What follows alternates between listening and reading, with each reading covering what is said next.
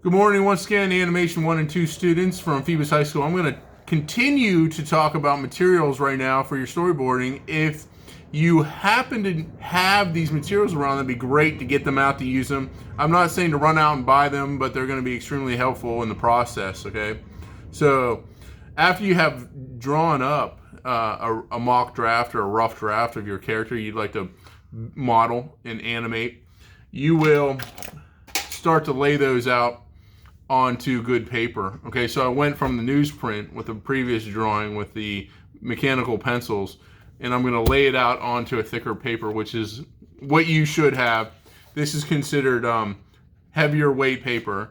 I'm working from a Canson, and the sketchbook is a 90-pound paper. I get them at Walmart actually, and they're in a blue cover. Okay, so you can shoot right down to Walmart and get either size of the XL 90-pound multimedia paper if you'd like, and it's gonna be thicker. That way when we use markers that I'm going to show you how to use today, it will not bleed through the papers. Okay, a lot of the materials you use in my class are also good for this. The sketchbook is pretty good paper. I think it's 80-pound. We're working with 90-pound right now. Okay, so once you have your sketch drawn up, you're going to use these three type of markers for shading. Okay, so the one right on this side here is a light value, and when we talk about values, we're talking about the tints and shades, or the different shading. Okay, so this will be the highest key or the lightest value, and it's going to be for highlights and for light shades. The one on this side, as you can see, is a medium gray, and this will be, carrying over from the light tones to the dark tones in the middle there, and then you have the dark tones right here, which is like a dark gray marker. Okay, so I'm going to set those over here and get ready for those in the next video. I also have some other supplies which are handy. I'm going to show you. Aside from the pencils, we have sharpeners, and it's good to have a sharpener with a different sized blade sharpening set on it. This is just one size. As you can see, this size right here is little, as my finger is touching just one size, but it collects the material inside. That was a gift. I like that one, but it's not two sizes. This one here is an eraser. It's just a plain white eraser. I mean, it's good for all intents and purposes. Everybody has their opinions of erasers. This one's fine for me, so I'm having that on hand.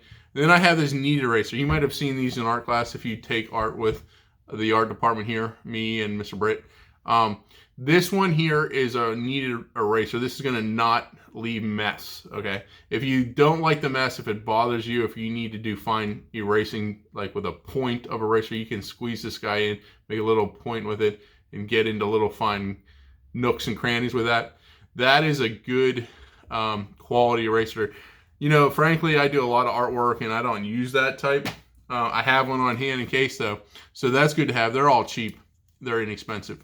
And then lastly, this is an emery board type thing. If you're good with nails, or if you use an emery board to get glue off of any models or anything like that, if you do model building, this is like that. This is just a sandpaper board. It's about $1.10, as you can see on there. And this thing is used for making a point if you need a point real quickly. Now, as you can see, mine's used a couple of times. I can take the paper off of this thing if it's dirty like that and change that out to the next piece of sandpaper up there. And I'm ready for the next project. Okay. I didn't talk about this. This is actually my favorite pencil. I'm going to talk about this quickly. This is a $5 and change pencil that I bought at a store in Virginia Beach called Jerry's Artorama. And Jerry's Artorama has every type of supply that you might need. It's not my favorite place to go. It's very expensive, but it is a great place. I would highly recommend it. Now, I don't think you might find everything you need, except they have an online source too you can check out. This one is a sanguine color. The sanguine is like a red, and it's a waxier red, so it won't erase really well, but it erases fairly decent, and it's thicker. As you can see, it's a thicker pencil. I use these a lot. I love these. Well, that pretty much is going to wrap up the materials for the illustration assignment we're going to be doing.